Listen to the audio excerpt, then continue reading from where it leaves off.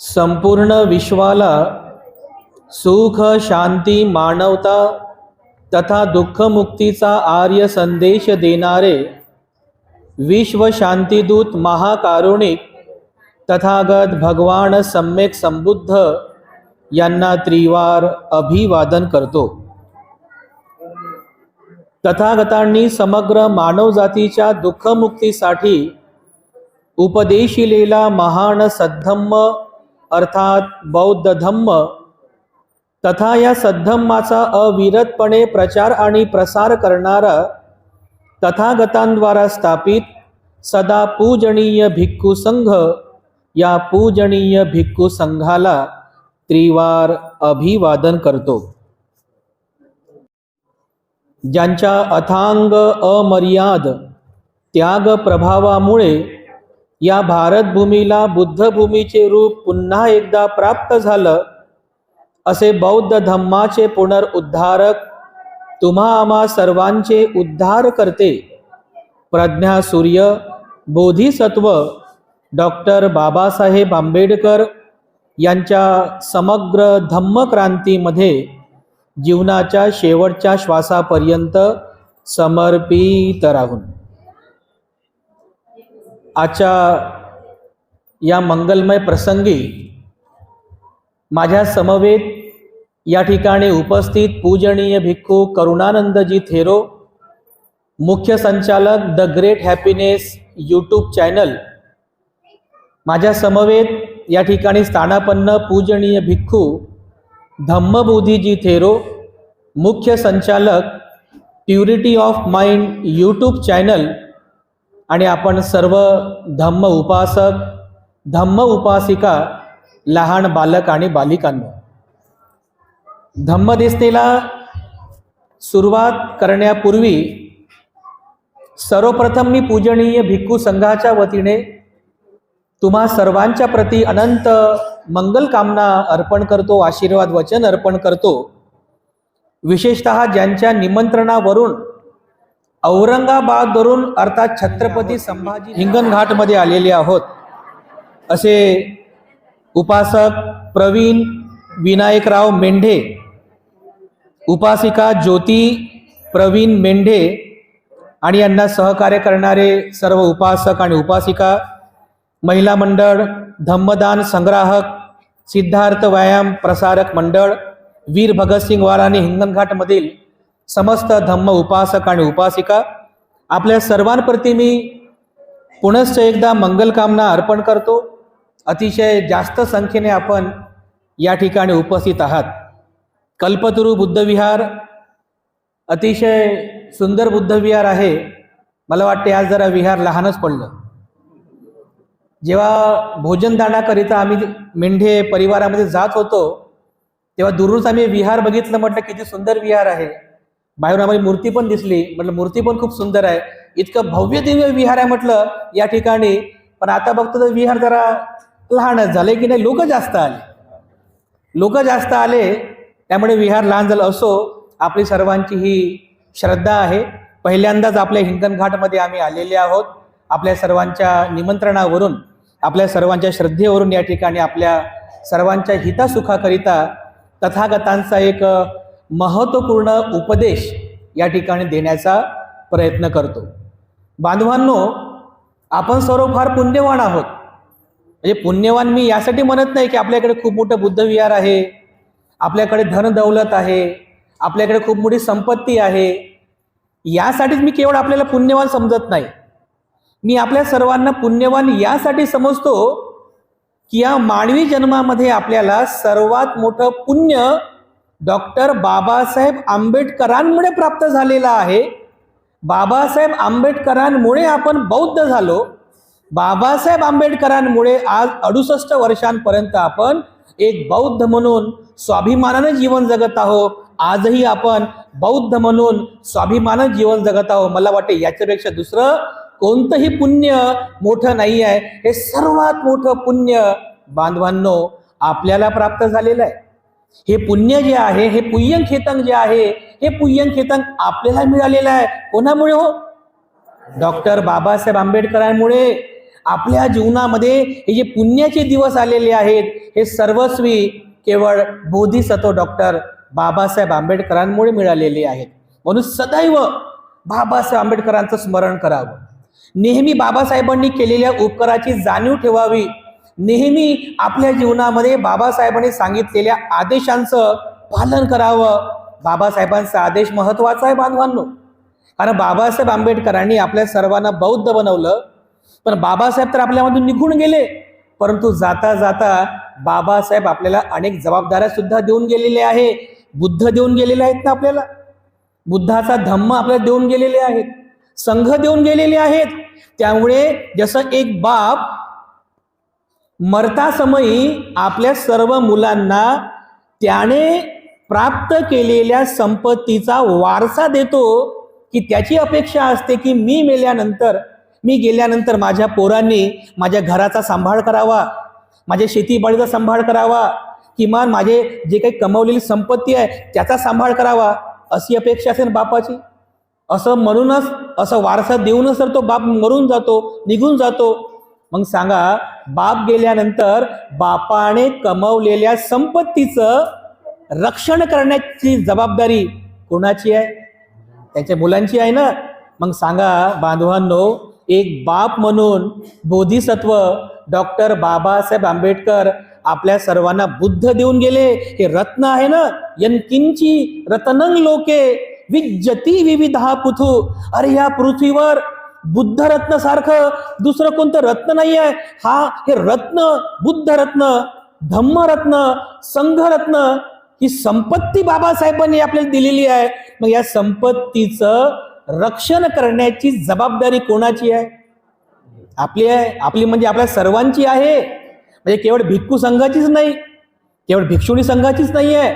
उपासक आणि उपासिकांची सुद्धा ही कर्तव्य, ही जबाबदारी आहे की डॉक्टर बाबासाहेब आंबेडकरांनी दिलेल्या या संपत्तीचं रक्षण झालं पाहिजे, या संपत्तीची निगा राखली पाहिजे. बुद्ध धम्म संघाची रक्षा आपण केली पाहिजे. किमान या भारतात ज्या देशामध्ये आपण राहत आहोत, जे लोक सोशल मीडियावरती आहेत, काय काय प्रकार सुरू आहेत बघा. बुद्ध धम्माच्या विरोधामधले प्रकार सुरू आहेत, बुद्ध धम्म संपविण्याचे प्रकार सुरू आहेत बघा. अशाही विपरीत परिस्थितीमध्ये विचार करा, आपली जबाबदारी किती मोठी आहे. म्हणजे मी तर म्हणतो की या पृथ्वीवर कोणत्याच धम्म अनुयायांवरती एवढी जबाबदारी नाही आहे जेवढी जबाबदारी तुमची आहे. या पृथ्वीवर कोणत्याच धर्मगुरूंवरती एवढी जबाबदारी नाही जेवढी जबाबदारी आम्हा भिक्खू संघावरती आहे. किती मोठी जबाबदारी बाबासाहेब देऊन गेले आपल्याला. म्हणून बांधवांनो, आपल्या सर्व म्हणजे भिक्षू असो की भिक्षुणी असो, उपासक असो की उपासिका असो, सर्वांचं आद्य कर्तव्य आहे की बाबासाहेबांनी दिलेल्या बुद्ध धम्म संघाचं रक्षण करावं. नेहमी नेहमी बुद्ध धम्म संघाचा गौरव करावा. नेहमी नेहमी बुद्ध धम्म संघांच्या गुणांचं स्मरण करावं. या बुद्ध धम्म संघांचं स्मरण करण्यासाठी, बुद्ध धम्म संघांच्या गुणांची वाहवा स्तुती करण्यासाठी हे बुद्ध विहार आहे. बाबासाहेबांनी सांगितलेलं आहे बघा. आज जेव्हा आम्ही समाजामध्ये फिरतो, असे काही लोक आम्हाला भेटतात की जे लोक आजही बघा बुद्ध धम्म संघावरती शंका घेतात. शंका म्हणजे तुमच्याकडे एक शब्द असेल बघा, एक शब्द असेल दीड शहाणा. आहे का तुमच्याकडे शब्द? दीड शहाणा आहे ना. म्हणजे एक शहाणपंत आहे, एक डोकं तर आहे, अर्ध डोकं जास्तीचं असते. तर मग ते स्वतः 2 पुस्तकं वाचतात आणि स्वतःला बाबासाहेबापेक्षा पण विद्वान समजतात. जो विचार करा, बाबासाहेबापेक्षा पण विद्वान समजतात आणि मग काय म्हणतात, नाही नाही हे त्रिपिटकामध्ये नाही आहे, नाही नाही हे बाबासाहेबांनी सांगितलेलं नाही आहे, हे मी मानत नाही, ते मी मानत नाही. कुठे सांगितलं बाबासाहेबांनी? असं काही काही लोक म्हणतात. हो, बुद्धावरती शंका घेतात, धम्मावर शंका घेतात, संघावर शंका घेतात. बांधवांनो, हे वाईट कर्म आहे, हे अकुशल कर्म आहे बघा. बुद्ध धम्म संघावर शंका जो व्यक्ती घेतो तो कधी दुःखमुक्त होत नाही. हा विकार आहे, याला विचिकिच्छा असं म्हणतात. श्रोतापन्न अवस्थेमध्ये हे बंधन तुटत असते. विचिकिच्छा म्हणजे काय तर बुद्ध धम्म आणि संघावर शंका घेणे. जे लोक शंका घेतात ते लोक कधीच दुःखमुक्त होत नाही. म्हणून आपण स्वतः त्रिपिटकाचा, बाबासाहेबांनी सांगितलेल्या या सगळ्या तत्वांचा अभ्यास केला पाहिजे. काही काही लोक तर अति शहाणे. बघा, आता एक नेहमीच सांगतो मी एका व्यक्तीचं उदाहरण. 150 शहाणे लोक कसे असतात बघा. बाबासाहेबांपेक्षा स्वतःला विद्वान समजणारे एक व्यक्ती आमच्याकडे आले. आम्हाला म्हटले, भंतीजी म्हणे बाबासाहेबांनी त्या 22 प्रतिज्ञा दिल्या, ते ठीक आहे म्हणे, पण जे सुरुवातीच्या ज्या 8 प्रतिज्ञा होत्या ना म्हणे, ते नव्हत्या द्यायला पाहिजे म्हणे. म्हटलं का बरं, काय झालं? नाही म्हणे, आज म्हणे आपण इतर लोकांमध्ये जातो, उठतो, बसतो, खातो, पितो, इतर लोकांमध्ये गेल्यानंतर तसं ते 22 प्रतिज्ञा म्हणता येत नाही, तर बाबासाहेबांनी नव्हत्या द्यायला पाहिजे. म्हटलं बरं झालं बाबासाहेबांनी 22 प्रतिज्ञा दिल्या तर सुरुवातीच्या 8 प्रतिज्ञा बरं झालं म्हटलं दिल्या. जर बाबासाहेबांनी प्रतिज्ञा दिल्या नसत्या ना, तुम्ही तर बिनधास्त गेले असते आणि आम्हाला म्हटलं असतं, काय भंतीजी तुम्ही म्हणता आम्हाला? कुठं बाबासाहेब म्हटले उपासना करणार नाही, कुठं बाबासाहेब म्हटले अमक्याच्या हातून क्रियाकर्म करणार नाही, कुठं बाबासाहेब म्हटले पिंडदान करणार नाही, कुठं बाबासाहेब म्हटले देव मानणार नाही, उपासना करणार नाही. तुम्हाला तर मला स्वातंत्र्य मिळालं असतं, बिनधास्त गेले असते. बरं झालं म्हटलं बाबासाहेबांनी त्या 8 प्रतिज्ञा दिल्या आणि अधिकारानं, हक्कानं सांगू शकतो उपासक उपासिकांना हे बाबासाहेब म्हणून गेलेले आहेत. बाबासाहेबांचा आदेश आहे की अमुक देवाची उपासना करणार नाही, तमुक देवाची उपासना करणार नाही, त्याला देव मानणार नाही, पिंडदान करणार नाही, अमुक व्यक्तीच्या हातून क्रियाकर्म करून घेणार नाही. बाबासाहेब म्हणून गेले, आदेशाचं पालन करा, आदेशाचं पालन करा. बघा, असे काही काही लोक आहेत बघा, लोक बाबासाहेबांच्या तत्वांवर सुद्धा, बाबासाहेबांच्या तत्वावर सुद्धा अविश्वास ठेवतात, बाबासाहेबांनी सांगितलेल्या पुस्तकांवर सुद्धा अविश्वास ठेवतात. एवढंच काय, त्रिपिटकावर सुद्धा शंका घेतात. मग अशा काही लोकांच्या शंका निरसन करण्यासाठी काही काही महत्वाचे मुद्दे आम्ही सांगत असतो.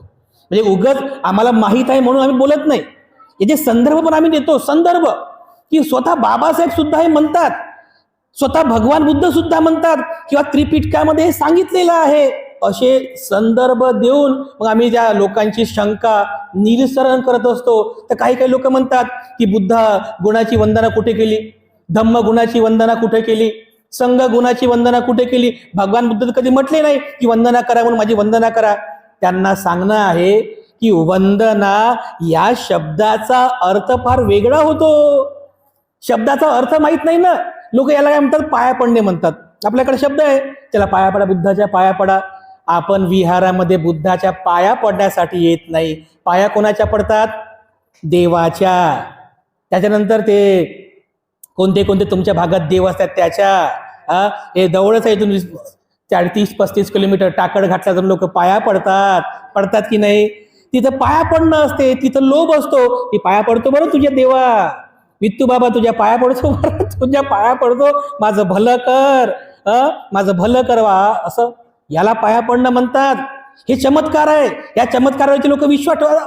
कसं आहे, आपल्याकडे पद्धत झालेली आहे, नमस्कार तो चमत्कार. थोडं कोणी हात सफाई केली, चमत्कार दाखवला की वा म्हणतात, बाबा आहे म्हणतात, तो पंडित आहे म्हणतात, बाबा आहे म्हणतात, चमत्कारिक बाबा माझं भलं कर. तिथं जाऊन लोक नवस करतात, तपास करतात, पाया पडतात. बांधवांनो, ही सगळी अंधश्रद्धा आहे, ही अंधभक्ती आहे, ही मिथ्यादृष्टी आहे. आपण एक बौद्ध उपासक म्हणून, उपासिका म्हणून विहारामध्ये येतोय.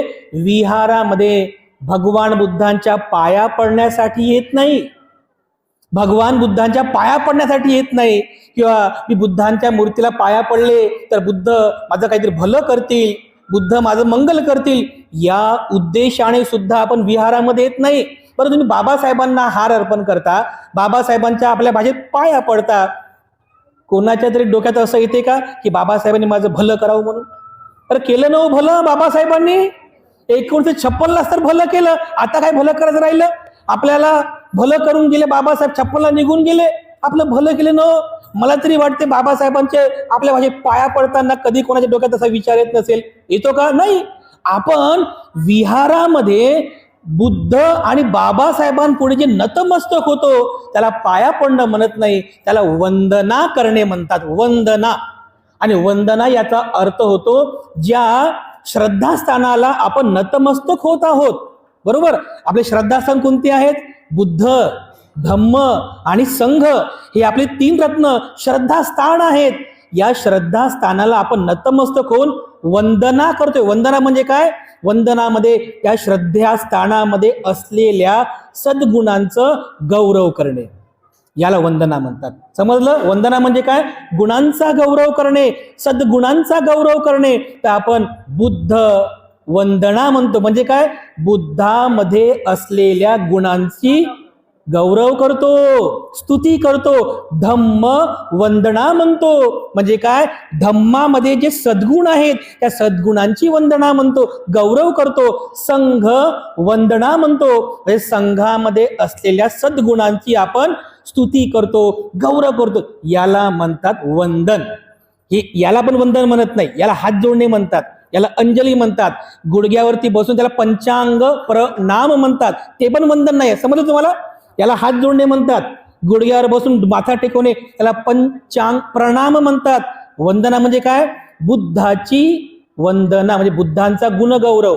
धम्माची वंदना, धम्माचा गुणगौरव. संघाची वंदना, संघाचा गुणगौरव करतो. म्हणून वंदना या शब्दाचा अर्थ नीटपणे आपण जाणला पाहिजे बांधवांनो, नीटपणे जाणला पाहिजे.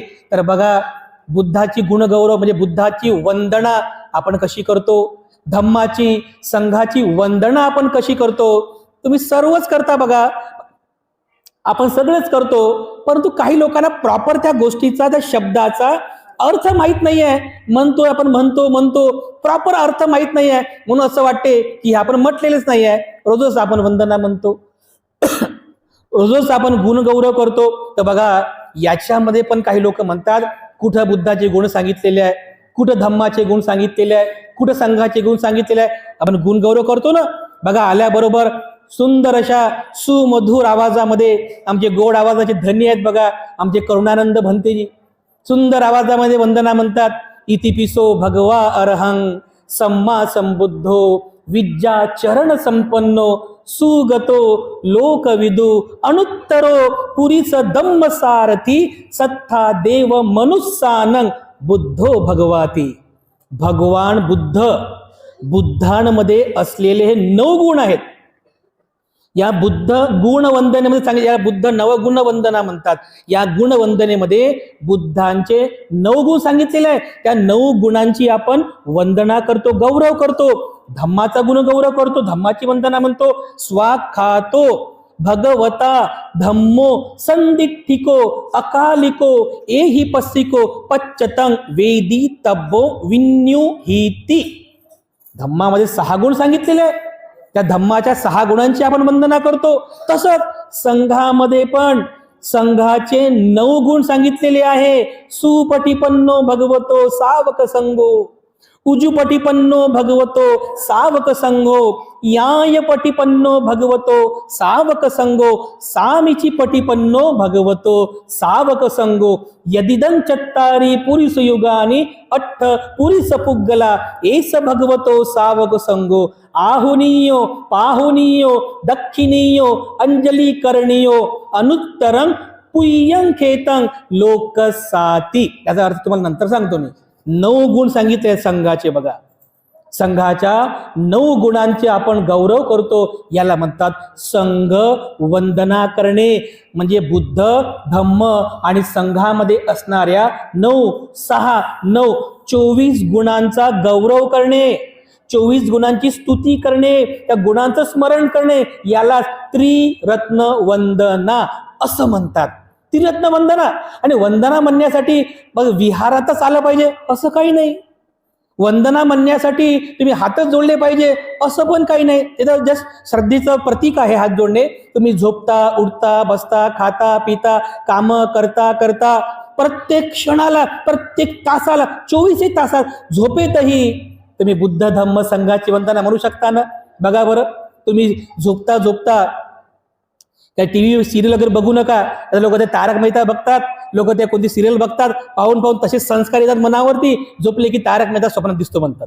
अरे काय, झोपेत सुद्धा तुम्ही झोपता क्षणी सुद्धा बस 3 रत्नांचा गुण गौरव करा. इतिपिसो भगवा अरहं सम्मा संबुद्ध स्वाखातो भगवता धम्मो सुपटिपन्नो. मनातल्या मनात बघा, जे जर तुम्ही झोपताना सुद्धा या 3 रत्नांचा गुणगौरव केला, वंदना केली, तुम्हाला बघा किती सुखाची झोप लागते. एकदम शांत झोप लागते, वाईट स्वप्न पडत नाही आणि सकाळी उठल्यानंतर सुद्धा तुम्ही फ्रेश मनाने उठता बघा. हा बुद्ध धम्म गुण संघांचा, बुद्ध धम्म संघातील गुणांचं बल आहे बघा. पण याच्यावर पण लोक शंका घेतात, याच्यावर सुद्धा लोक शंका घेतात. तर ज्या ज्या लोकांना शंका वाटते की बुद्धाने सांगितलेलं नाहीये, कुठे म्हटले भगवान बुद्ध, बघा त्यांना त्रिपिटकाचा अभ्यास नसतो बरं, 2-4 पुस्तकं वाचलेली असतात. ते म्हणतात कुठं बुद्धाने सांगितलं धम्माचे गुण, संघाचे गुण, आम्हाला तर काहीच माहित नाही, शंका घेतात. तर त्यांच्यासाठी संदर्भ देतो बघा, उगाच सांगत नाही. त्रिपिटकात स्वतः भगवान बुद्धांनी बुद्ध धम्म संघाचा गुणगौरव केलेला आहे. स्वतः भगवान बुद्धांनी, दुसऱ्यांनी पण नाही, स्वतः बुद्धांनी बुद्धाचा, धम्माचा, संघाचा गुणगौरव केलेला आहे. संदर्भ देतो बघा तुम्हाला त्रिपिटकातला. महापरिनिब्बाण सुत्त कोणी कोणी वाचलं? नाही वाचलं असेल तर नक्की वाचा. त्रिपिटकातील दीघनिकाय मध्ये महापरिनिब्बाण सुत्त आहे. महापरिनिब्बाण सुत्तामध्ये भगवान बुद्धांचा जो शेवटचा प्रवास आहे, म्हणजे राजगृह पासून तर वैशालीचा शेवटचा वर्षावास, वैशालीचा शेवटचा वर्षावास संपन्न करून चुंद लोहाराकडे भोजन ग्रहण करून शेवटी पायी प्रवास करत करत कुशीनगरमध्ये भगवान बुद्धांचं महापरिनिर्वाण झालं. या संपूर्ण अंतिम जीवन प्रवासाचा वृत्तांत महापरिनिब्बाण सुत्तामध्ये सांगितलेला आहे. ते सुत्त तुम्ही नक्की वाचा, दीघनिकायमध्ये आहे. या सुत्तामध्ये भगवान बुद्धांचा प्रवास सांगितलेला आहे. राजगृहापासून बुद्धांचा प्रवास सुरू होतो.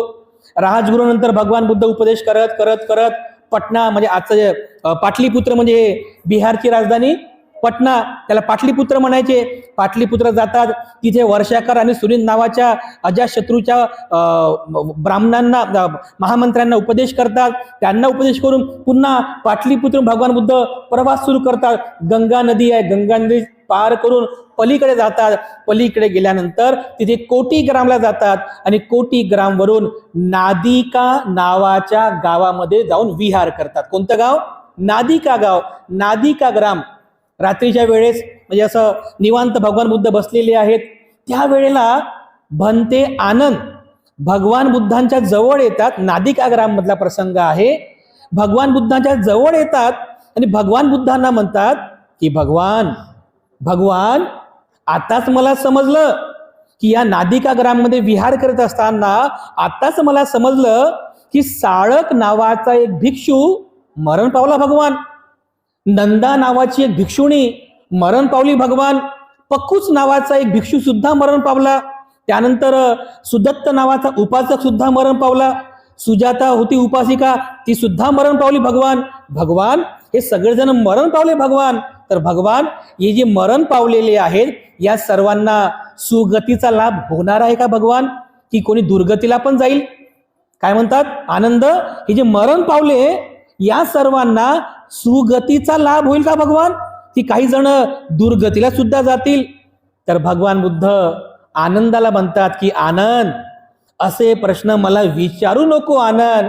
असे प्रश्न मला त्रास देतात. उलट बस, मी तुला धम्मादर्शाचा उपदेश करतो. धम्म दासो नावाचा उपदेश भगवान बुद्ध आनंदाला करतात. भगवान बुद्ध त्या ठिकाणी आनंदाला हा धम्मादर्श नावाचा उपदेश करतात की आनंदा बस, मी तुला धम्मादर्शाचा उपदेश करतो. धम्मादर्श म्हणजे धम्माचा आदर्श. जे लोक स्वतःला धार्मिक समजतात ना, म्हणजे मी फार धार्मिक आहे, आपल्याकडे व्यावहारिक भाषेमध्ये मी खूप धार्मिक आहे वगैरे वगैरे, जे लोक स्वतःला धार्मिक समजतात अशांसाठी बुद्धाने सांगितलेला उपदेश आहे की आनंदा, मी तुला धर्मादर्शाचा उपदेश करतो. तर जे कोणी, बुद्ध आनंदाला सांगतात की जो कोणी आर्य श्रावक किंवा श्राविका, समजते तुम्हाला, आर्य श्रावक किंवा आर्य श्राविका. आता आर्य श्रावक म्हणजे फक्त भिक्षूच नाही बरं, उपासक पण त्याच्यामध्ये येतात. आर्य श्राविका म्हणजे फक्त भिक्षुणीच नाही, त्याच्यामध्ये उपासिका सुद्धा येतात. काय म्हणतात बुद्ध, की जो कोणी आर्य श्रावक किंवा आर्य श्राविका जीवनभर पर्यंत बुद्धाचा गुणगौरव करतील, धम्माचा गुणगौरव करतील, संघाचा गुणगौरव करतील आणि शीलाचा गुणगौरव करतील, तेव्हा त्यांच्या त्या गौरवामुळे त्यांना सुगतीच प्राप्त होईल. आनंदा दुसऱ्यांना किंवा मला विचारायची काहीच गरज नाही. जे जे बुद्ध, धम्म, संघ आणि शीलाचा गुणगौरव करतील त्यांना सुगतीचाच लाभ होईल. आनंदा दुसऱ्यांना विचारायची गरजच नाही. मग आनंद म्हणतात की भगवान बुद्ध, धम्म, संघ आणि शील हे 4 प्रकारचे आदर्श आहेत. त्याला धम्मादर्श म्हणतात. 4 आदर्श आहेत. तर भगवान या बुद्ध, धम्म, संघ आणि शीलाचा आदर्श किंवा गुणगौरव कसा करावा, तर बघा संदर्भ आहे बघा महापरिनिब्बाण सूक्तामध्ये. तेव्हा बुद्ध म्हणतात की आनंदा बुद्धाचा गुणगौरव, बुद्धाची वंदना करा. कशी? इतिपिसो भगवा अरहं सम्मा संबुद्धो विद्याचरण संपन्नो सुगतो लोकविदु अनुत्तरो पुरी सदम्म सारथी सत्ता देव मनुष्यानं बुद्धो भगवाती. काय म्हणतात बुद्ध? भगवान बुद्धांचा गुणगौरव. इतिपिसो भगवा, आमचे जे भगवान आहेत, भगवान कसे आहेत? इतिपिसो भगवा अरहं, अरहंग आहेत, हे सर्व प्रकारच्या दुःखातून मुक्त आहेत. इतिपिसो भगवा अरहं सम्मा संबुद्धो, सम्यक संबुद्ध आहेत, हे स्वतः त्यांनी बुद्धत्वाचं ज्ञान प्राप्त केलं. सम्मा संबुद्धो विद्याचरण संपन्नो, विद्या आणि आचरणामध्ये ते संपन्न आहेत. विद्याचरण संपन्नो सुगतो, सुगतीला प्राप्त झाले. बघा जिवंतपणे पण सुगती मिळाली, मृत्यूच्या नंतर दुमतच नाही, बुद्ध सुद्धा सुगतीला प्राप्त होतात. सुगतो लोकविदू, लोकांमध्ये अनुत्तर आहे. लोकविदू अनुत्तरो पुरीस धम्म सारथी. काही लोक चुकीचा उच्चार करतात, पुरीस धम्म सारथी म्हणतात. तो धम्म सारथी शब्द नाही आहे बांधवांनो, पुरीस धम्म सारथी म्हणजे काय? धम्म सारथी, दमन करणारे सारथी म्हणजे घोडारथ चालवणारा जसा सारथी असतो. सत्ता देव मनुष्यानं, पुरीस धम्म सारथी, पुरुषांच्या मनाचं दमन करणारे बुद्ध सारथी आहेत. पुरीस धम्म सारथी सत्ता देव मनुष्यानं, देव आणि मनुष्यांचे सत्ता आहेत, शास्ता आहेत. बुद्धो भगवाती, असे बुद्ध आहेत. तर बुद्धांमध्ये हे 9 गुण सांगितलेले आहेत. त्या 9 गुणांची वंदना करायला पाहिजे. बुद्ध पुढे म्हणतात की आनंदा धम्माचा गुणगौरव आपण कसा करावा? स्वाख्यातो भगवता धम्मो, भगवंतांचा धम्म कसा आहे? स्वाख्यातो, सुविख्यात आहे. स्वाख्यातो भगवता धम्मो संदिग्धिको, तात्काळ फळ देणारा आहे. अकालिको, अकालिक म्हणजे कोणत्या काळापुरता मर्यादित नाहीये, आजही मंगल करेल. म्हणजे काल पण मंगलदायी होता, आजही मंगलदायी आहे. जोपर्यंत धम्म आहे तोपर्यंत तो मंगलदायीच राहणार आहे, कालिक नाही. कसा आहे? अकालिको एही पस्सिको, या आणि पहा. एही पस्सिको ओपनेईको, ओपनेईको याचा अर्थ काय होतो?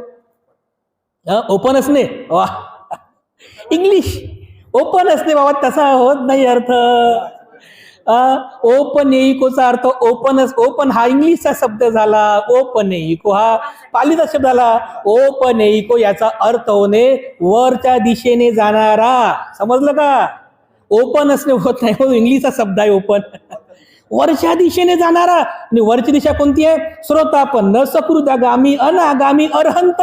जो धम्माचं पालन करतो तो ओपनेईक म्हणजे नेहमी खाली जाणार नाही, मागे जाणार नाही. ओपनेईको नेहमी वरच्या दिशेने जाणार आहे. ओपनेईको पच्चतं वेदी तब्बो, पच्चतं म्हणजे प्रत्यक्ष, प्रत्यक्ष. पच्चतं वेदी तब्बो, वेदी म्हणजे ज्ञान, ज्ञान म्हणजे आपली बुद्धी. प्रत्यक्ष बुद्धीच्या बळावर त्याला जाणता येईल, हा त्याचा सर्वात मोठा गुण आहे.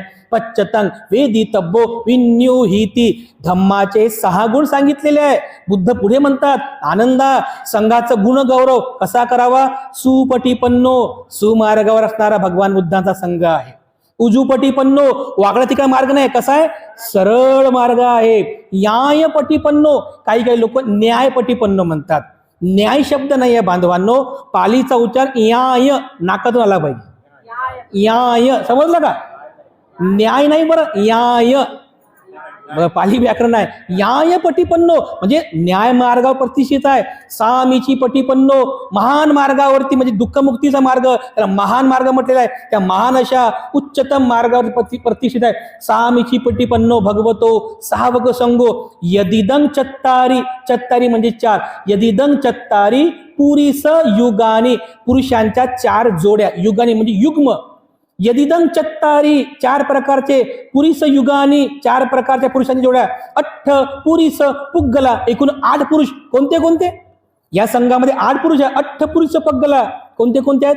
श्रोतापन्न मार्गावर असणारा, श्रोतापन्न फळ प्राप्त केलेला, सकृदागामी मार्गावर असणारा, सकृदागामी फळ प्राप्त केलेला, अनागामी मार्गावर असणारा, अनागामी फळ प्राप्त केलेला, अरहंत मार्गावर असणारा आणि अरहंत फळ प्राप्त केलेला, असे 8 पुरुष, 8 प्रकारचे पुरुष या संघामध्ये आहेत. म्हणून तर संघ कसा आहे? आहुनियो आव्हान देऊ शकतो आपण विद्वत्तेवर, पाहुनियो पाहुणचार म्हणून त्या पाहुणा म्हणून त्यांचा पाहुणचार करू शकतो, दक्षिणीयो दान देऊ शकतो, अंजली करणीयो हात जोडू शकतो, यंजली करणीयो अनुत्तरं आहे, पुयंखेतं लोकसाती. लोकसाती म्हणजे 31 प्रकारचे जे लोक सांगितले बुद्धानं, या सगळ्या लोकांमध्ये पुयंखेतं की जिथं पुण्याची शेती, खेतं म्हणजे शेती करणे, जिथं तुम्ही बीज पेरलं लगेच फळ येते, जिथं बीज पेरलं लगेच उगवते, अशी पुण्याची शेती कोणती आहे? पुयंखेतं लोकसाती. या सगळ्या लोकांमध्ये एकमेव आहे पुण्याची शेती म्हणजे कोणता? संघ आहे. म्हणून तर संघं याव जीवित पर्यंतं शरणं गच्छामि. संघाचे हे 9 गुण सांगितलेले आहे.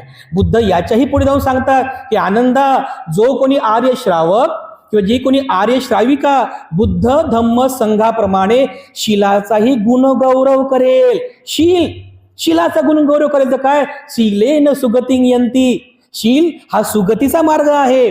शीलेन भोग संपदा, शील हा सर्व प्रकारच्या भोग संपदेचा मार्ग आहे. शीलेन सुगतिं यंती, शीलेन भोग संपदा, शीलेन निब्बुतिं यंती, निब्बाणाचा मार्ग आहे. तस्मा शीलं विशुद्ध, म्हणून आपलं शील नेहमी विशुद्ध ठेवा. असं म्हणून जे आर्य श्रावक आर्य श्राविका आपल्या शीलाचा गुणगौरव करतील, शील पालन करतील, शीलवान होतील, असे 4 प्रकारचे धम्मादर्श भगवान बुद्धाने सांगितलेले आहे. कोणते कोणते? बुद्ध, धम्म, संघ आणि शील. भगवान बुद्ध म्हणतात की आनंदा, जोपर्यंत काय म्हणतात की जोपर्यंत आर्य श्रावक आणि आर्य श्राविका बुद्ध, धम्म, संघ आणि शीलाचा गुणगौरव करतील, त्यांच्या गुणांची प्रशंसा करतील, गौरव करतील, ते लोक स्वतःची सुगती स्वतः जाणू शकतात. मला विचारण्याची गरज नाहीये. बघा बरं, बुद्धांना उपदेश केला महापरिनिब्बाण सूत्रामध्ये. म्हणजे आपण जे वंदना म्हणतो ना विहारामध्ये बुद्धासमोर, हे काही कोणी म्हणजे कोणत्या पुस्तकामध्ये आहे म्हणून नाही, हे स्वतः भगवान बुद्धांनी सांगितलेलं आहे. स्वतः बुद्धांनी बुद्ध रत्नाचा गुणगौरव केला, स्वतः भगवान बुद्धांनी धम्मरत्नाचा गुणगौरव केला, स्वतः भगवान बुद्धांनी संघ रत्नाचा गौरव केला. मग जर स्वतः भगवान बुद्ध धम्म संघ या 3 रत्नांचा गुणगौरव करत असतील तर आपण का करू नये? आपण का करू नये? मग काही लोक पुन्हा शंका घेतात, बाबासाहेबांनी कुठे घेतलं म्हणतात. बाबासाहेबांनी बरोबर आहे आता, कारण आपण बौद्ध आहोत तर बाबासाहेब आपल्यासाठी प्रमाण आहेत ना. कारण बाबासाहेब म्हटले होते ज्यांना ज्यांना बौद्ध धम्माची दीक्षा घ्यायची आहे त्यांनी नागपूरला या, लाखो लोक गेले, बौद्ध झाले, बाबासाहेब प्रमाण आहेत. तर त्यांच्यासाठी पण संदर्भ सांगतोच. बाबासाहेब सुद्धा बुद्ध धम्म संघाचा गुणगौरव करतात. बाबासाहेब आंबेडकरांनी 1956 मध्ये बौद्ध पूजापाठ नावाचं एक पुस्तक प्रकाशित केलं होतं. कोणाकोणाकडे आहे ते पुस्तक? आहे कोणाकडे? तुमच्याकडे आहे का? हा. बाबासाहेबांनी श्रीलंकेमध्ये गेले, श्रीलंकेमध्ये जाऊन तिथल्या त्या अनुराधापूरच्या विहारामध्ये वास्तव्य करून तिथे जे भिक्खू संघ त्या विहारामध्ये बुद्ध पूजाने वंदना घेत होता, बाबासाहेबांनी ते ऐकलं आणि ऐकल्यानंतर याच्यामध्ये कोणतं वगळायचं, कोणतं स्वीकार करायचं म्हणून बाबासाहेब त्याचा अभ्यास केला. आपण जे बुद्ध पूजा म्हणतो ना, वन्न गंध गुणोपेत वगैरे वगैरे, ही बुद्ध पूजा जी आहे याचा उल्लेख त्रिपिटकामध्ये नाहीये. बुद्ध पूजा जी म्हणतो, बुद्ध पूजा, पुष्पपूजा, चैत्य पूजा, याचा उल्लेख त्रिपिटकामध्ये नाही आहे. श्रीलंकेच्या भिक्खू संघाने अनुराधापूरच्या विहारामध्ये ही बुद्ध पूजा तयार केलेली आहे. बघा त्याच्यामध्ये जम्बूद्वीप शब्द येतो ना, कोणती गाथा आहे ती? लंकाय अरे लंकाय म्हणजे काय? श्रीलंका. लंकाय जम्बूद्वीप म्हणजे जम्बूद्वीप म्हणजे आपला भारत आहे. त्याच्यामध्ये उच्चार लंकाय जम्बूद्वीपे तिदस पुरवरे नाग लोके चथुपे. नाग लोक आणि या तीनही दिशांमध्ये श्रीलंकेमध्ये म्हणजे लंका आणि जम्बूद्वीपामध्ये जिथे जिथे बुद्धाचे चैत्य प्रस्थापित आहेत त्याला मी वंदन करतो. ऐकणे, लंका बुद्ध पूजा श्रीलंकेमध्ये तयार झाली त्याचा उल्लेख त्रिपिटकामध्ये नाही आहे. परंतु बुद्ध धम्म आणि संघाच्या वंदनेचा उल्लेख मात्र त्रिपिटकामध्ये आहे. स्वतः बाबासाहेबांनी त्याची फीत बनवली. ते बघा पूर्वीच्या काळामध्ये अशी मोठी सीडी मिळायची, काय त्याला त्याची मोठी सीडी असायची बघा, लावायचं असतं त्याच्यावरती ते टच करायचं मग ते वाजायची. तर बाबासाहेबांनी ते सीडी सुरू केली. ऐकायचं, लिहायचं, स्टॉप करायचं, पुन्हा ऐकायचं, पुन्हा लिहायचं, पुन्हा स्टॉप करायचं, ऐकून ऐकून असं लिहित राहायचं. आणि मग सगळं लिहून त्याचा मराठीमध्ये अर्थ लिहून बुद्ध पूजेमध्ये त्रिरत्न नमन, बुद्ध धम्म संघ गुणांची वंदना, त्यानंतर शॉर्टमध्ये बुद्ध पूजा आणि रतन सुत्त सुद्धा बाबासाहेबांनी त्या बौद्ध पूजा पाठ पुस्तकामध्ये लिहिलेलं आहे. स्वतः बाबासाहेब रतन सुत्ताचा पाठ करायचे. बघा माहिती आहे तुम्हाला, काही काही लोक शंका घेतात ना, हे याच्यामध्ये हे सांगितलं ते सांगितलं. स्वतः बाबासाहेबांनी त्या बौद्ध पूजापाठ पुस्तकात रतन सुत्त लिहिलेलं आहे. स्वतः बाबासाहेब त्याचं पठण करायचे. मला सांगा, स्वतः बाबासाहेब बुद्ध धम्म संघाचा गौरव करतात, मग आपण का करू नये? आपण का करू नये? जर बाबासाहेब करतात ना, मग आपल्यामध्ये केवढी विद्वत्ता आली कुठून की बाबासाहेबांच्या वचनावरती आपण शंका घ्यायची, बुद्धाच्या वचनावरती आपण शंका घ्यायची? हे वाईट कर्म आहे, अकुशल कर्म आहे. बघा, जर स्वतः बाबासाहेब बुद्ध धम्म संघाचा गुणगौरव करतात, स्वतः बुद्ध गुणगौरव करतात, तर आपण का करू नये? बांधवांनो, भगवान बुद्धांचं एक वचन आहे, फार महत्वाचं वचन आहे. एका प्रसंगामध्ये भगवान बुद्धांना आनंद भिक्षू विचारतात की भगवान, आपला जो धम्म आहे हा धम्म चिरकालपर्यंत कसा टिकेल? कालच्या एका प्रवचनामध्ये आमच्या करुणानंद भंतेजींनी एक चांगला मुद्दा बोलला होता की धम्म नष्ट कधी होऊ शकतो. त्याच्यानंतर टाकतील त्यांच्या ग्रेट हॅपीनेसला. त्यावर मला हा मुद्दा आठवला की बुद्ध धम्म संघाच्या बाबतीमध्ये धम्म चिरकालपर्यंत कसा टिकू शकतो? आनंद विचारतात. तर भगवान काय म्हणतात? भगवान बुद्ध म्हणतात की आनंद, जोपर्यंत आर्य श्रावक आर्य श्राविका जोपर्यंत बुद्ध धम्म आणि संघाचा गुणगौरव करत राहतील, शीलाचा गुणगौरव करत राहतील, तोपर्यंत धम्म चिरकालपर्यंत टिकेल. त्याला कोणी हानी करू शकणार नाही, तो कधी नष्ट होणार नाही. समजलं तुम्हाला? म्हणजे आपल्याला सदैव आपल्या या जीवनामध्ये बुद्ध धम्म संघ आणि शील या चार प्रकारच्या धम्मादर्शाचा गौरव करायचा आहे, गुणगौरव करायचा आहे. म्हणून नेहमी बुद्धाचा गुणगौरव करा, या 9 गुणांची वंदना म्हणत राहा. धम्माचा गुणगौरव करा, या धम्माच्या 6 गुणांची वंदना म्हणत राहा. संघाचा गुणगौरव करा, संघाच्या 9 गुणांची वंदना म्हणत राहा. आणि शीलवान बनण्याचा प्रयत्न करा, हा शीलाचा आदर्श आहे. शीलवान सदाशीर बनण्याचा प्रयत्न करा. जोपर्यंत बांधवांनो तुमच्यासारखे उपासक आणि उपासिका, भिक्षुणी सुद्धा जोपर्यंत या 4 धम्मादर्शाचा गौरव करत राहतील, गुणगौरव करत राहतील, वंदना करत राहतील, तोपर्यंत धम्म हा चिरकालपर्यंत टिकणार आहे. त्याची हानी होणार नाही, तो कधी नष्ट होणार नाही. म्हणून बुद्ध आणि बाबासाहेबांच्या वचनावरती सदैव विश्वास ठेवा आणि बुद्ध धम्म संघ आणि शिलाचा आदर्श घेऊन त्यांची वंदना म्हणत राहा. मागच्या म्हणजे 2023 मध्ये आम्ही जो वर्षावास संपन्न केला औरंगाबादला, त्या औरंगाबादमध्ये आम्ही जो वर्षावास संपन्न केला त्या वर्षावासामध्ये आम्ही हा विषय घेतला होता.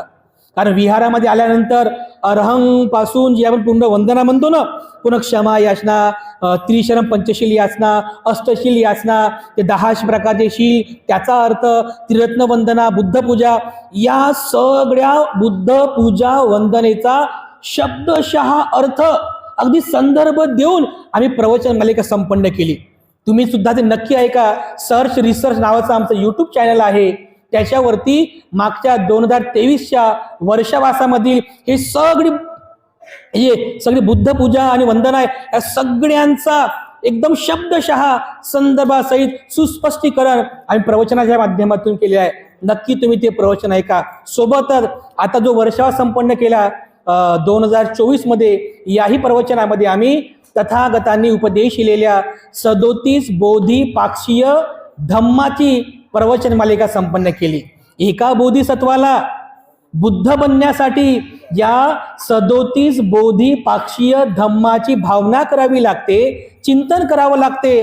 त्याच 37 बोधिपाक्षीय धम्माची प्रवचन मालिका या वर्षवासाच्या काळामध्ये आम्ही संपन्न केली. तीही प्रवचन मालिका सर्च रिसर्च हे आमच्या यूट्यूब चॅनलला उपलब्ध आहे. आपण सर्वांनी हे चॅनल नक्की सबस्क्राईब करावं आणि बुद्ध धम्म आणि संघावर आधारित विविध धम्मदेशना आणि प्रवचन आपण सर्वांनी ऐकावे. सर ते शेवटी आपल्या सर्वांप्रती मी मंगल कामना अर्पण करतो. उपासक आणि उपासिकांनो, आपण फार श्रद्धावान आहात. आपल्या श्रद्धेमध्ये नेहमी वाढ होत राहावी आणि या वृद्धिंगत झालेल्या श्रद्धेने आपल्या सर्वांचं जय मंगल कल्याण व्हावं, अशा प्रकारची मंगल कामना अर्पण करून अधिक न बोलता या ठिकाणी थांबतो. सर्वांचं मंगल हो, सर्वांचं मंगल.